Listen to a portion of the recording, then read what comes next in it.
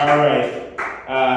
On deck is Gianluca LaPlume, but coming up to the stage right now, let's start the clapping for Paul Guzman. Good luck, my friend. Holy shit, what's going on, everybody? What's going on? How y'all doing tonight?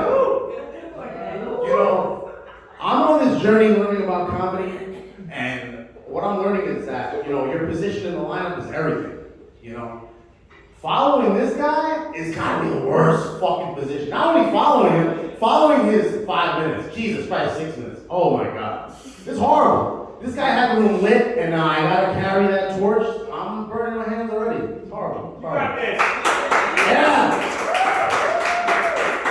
Let me tell you something about life, right? Okay. You gotta fucking, I know everybody deals with this. How often do you have things that you want to accomplish that you just talk yourself out of? How often, right? That's what I was gonna do today. I fucking signed up and I was like, I don't really want to go, I'm kind of tired, I'm kind of this, but you wanna know what? I fucking stuck to what I fucking said I was gonna do, and I did it. And I'm here. And you wanna know something? God, do I regret coming here. God, Jesus Lord. Oh my God. So horrible, so horrible.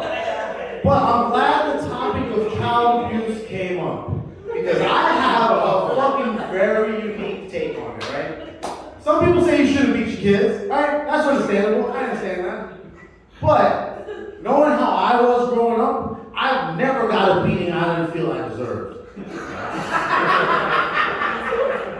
Let me tell you that. But, my father was different. He was not like, pull out the belt, start whipping you. He wasn't like, oh, I'm gonna punch you in the face repeatedly. It was not like that kind of abuse. He kind of had an abuse that was more like getting shook down by an Italian mobster. You know what I mean? Like, he would fucking grab me by my shirt, put me against the wall. Like, why didn't you do your homework? Why didn't you do your homework? He would give me little slaps in the face, There was nothing really, there was never no lasting damage. It was more psychological that I was like, damn, I really don't want to go through a 2.5-hour interrogation of why the fuck I forgot to do my math homework. But I still didn't do my math homework. I still got shook down every couple of days. And, it builds character. But it was not the kind of character he really wanted to build. It just turned me into, the kind of person that when you put clamps on their nipples with the battery, they're still not going to talk. They're just going to keep being quiet.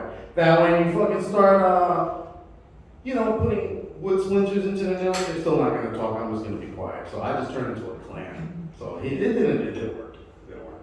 But even at school, I went to Catholic school. So what's funny about that is that they have an interesting way that they have a little bit more freedom with the kind of punishments they can dish out, It's not like, oh, you get detention, oh, you get suspended, oh, you get this. They had to come up with creative punishments because I academically performed, but my behavior and my class participation and the way I conducted myself was out of line. So they couldn't deal with this. This kid's smart. He does his tests, he passes everything, but he doesn't fucking follow the rules. What the fuck is wrong with this kid? Let me tell you something. In 5th grade, they left me back into the 4th grade class for 3 months. What the fuck kind of sick punishment is that? You took the kid and you said, no, I'm not going to leave you back. I'm going to put you in the fucking lower grade to embarrass you in front of everybody. What the fuck kind of shit? Again with the R's. Again with the R's. Oh my God. But you gotta think, it's like, I almost felt like it wasn't sad. It wasn't sad. I fucking deserved it. I deserved it. I fucking deserved it. You wanna know why? You were smart.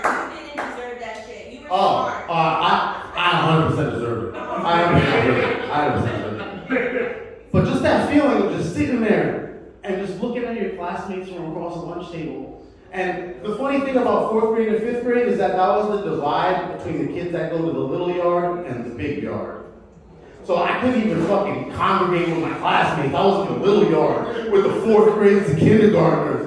And it's I felt like Nelson Mandela. I just really felt like I had to just stick to this and I'm not gonna let them break me. And I don't know. I still deserve to get beat. That doesn't matter. But let's talk talk about Pride Month, right? So let me tell you guys a little story, right? So me and my friends, we're relentless with gay jokes, right? So the gay jokes that we do on each other is we try to say the most outrageous shit, and then they try to come back with the most outrageous shit until somebody taps out. And you say some shit that's just like, nah, I don't want to deal with it. But my fucking cousin, he actually came out. He came out, and it was something like, we all supported him. It was fucking great, And, he brought his boyfriend around, and it was a little awkward because I wasn't used to it. But, what I didn't realize is how fucking totally inappropriate I was, because me and my friend was joking around. I'm like, you fucking faggot. And then I looked right at my cousin's boyfriend. Like, oh, so awkward. I don't know what was worse. I don't know if me saying faggot was bad, or me looking right at him when I said it was, just made it totally worse. And, I don't know. It was fucked up. But that's my time. That was my stupid ass story. Y'all have a good night and enjoy yourself.